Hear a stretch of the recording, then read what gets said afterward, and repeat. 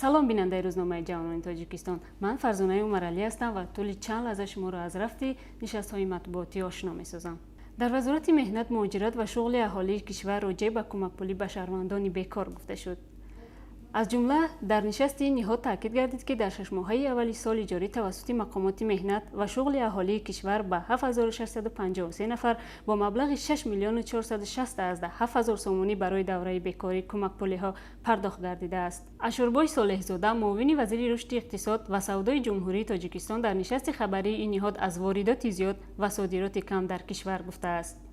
ба гуфтаи ӯ, дар давраи ҳисоботӣ воридоти мол ба ҷумҳурӣ 2736,4 миллион доллари амрикоиро ташкил додааст, ки нисбат ба ҳамин давраи соли гузашта 438,4 миллион доллар зиёд мебошад. аммо роҷеъ ба коҳиш ёфтани ҳаҷми содироти маҳсулоти ватании мавсуф изҳори нигаронӣ карда, ҳаҷми маблағи содиротро 678,6 миллион доллар зикр намудааст, ки ин нисбат ба ҳамин давраи соли гузашта 44,2% ё 536 миллион доллар кам аст. омилҳои коҳиш ёфтани содиротро ба кам содир намудани металлҳои қиматбаҳо, маъданҳо, нахи пахта ва алюминии аввалия рабт доданд. дар Кумитаи давлатии сармоягузорӣ ва идораи амволи давлатии ҷумҳурии Тоҷикистон вобаста ба афзоиши сармоягузории давлатӣ зимни нишасти хабарии ин ниҳод ибрози назар карда шуд.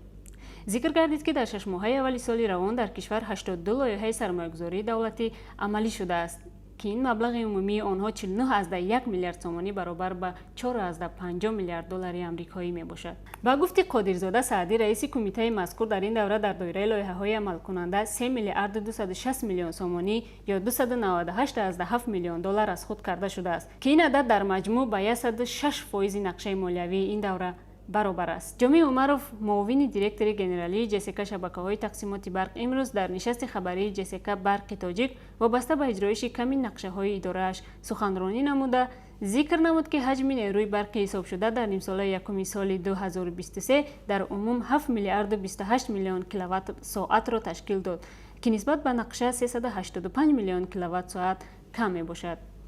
номбурда сабаби асосии иҷро нагардидани нақшаи пешбинишудаи идораи мазкурро дар ҷорӣ шудани маҳдудияти нерӯи барқ дар моҳҳои феврал-март рабт дод. барномаи навбатии шарҳи нишастҳои матбуотиро аз рӯзномаи ҷавонони Тоҷикистон пайгир бошед. хайр.